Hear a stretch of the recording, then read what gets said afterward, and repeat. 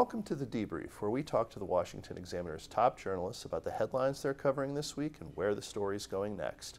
I'm Jim Antle. I'm joined today by senior political columnist Tim Carney.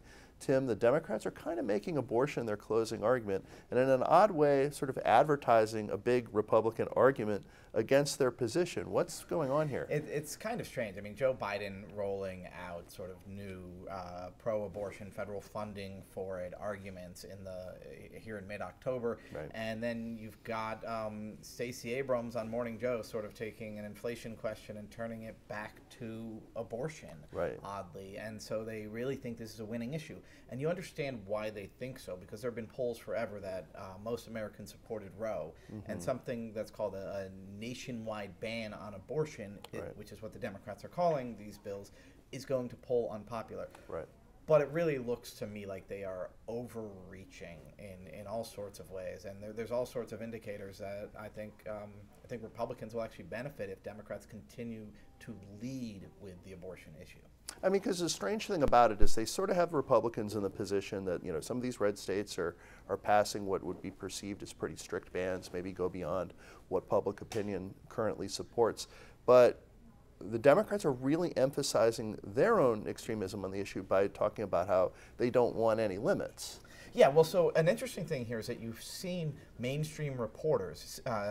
Casey Hunt is one example. You've seen it on CNN. You've seen it on MSNBC. Mainstream reporters actually press the pro-choice politicians in a way that it used to only be like me or John McCormick who would ask these tough questions, right. And have gotten multiple of these candidates, including John Fetterman, and to say, hey, no, I won't support any restrictions even in the third trimester. And so that's an extremist position that most Americans don't share.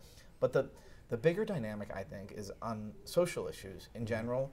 Voters don't like somebody who seems to care too much about it.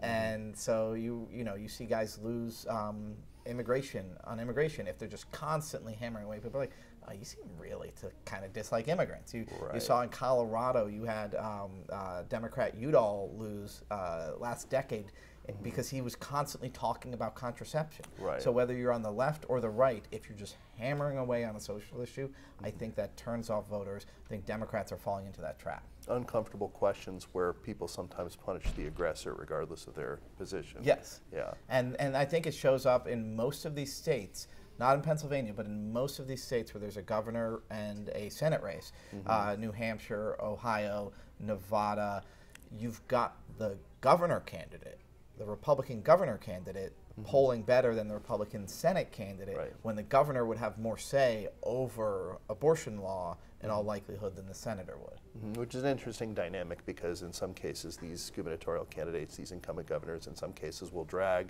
potentially, the Senate candidates across the finish line.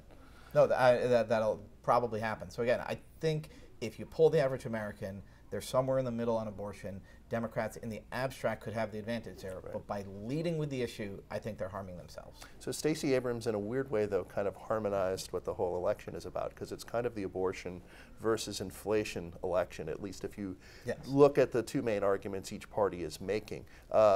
Inflation, though, would seem, at least based on the polling, to be the dominant issue, no? Yeah, no, polling is all showing when people are asked the top issue, abortion very rarely rises to the top. Inflation is the top issue. And what Stacey Abrams did on Morning Joe was try to say, well, you wouldn't worry about inflation if you didn't have children.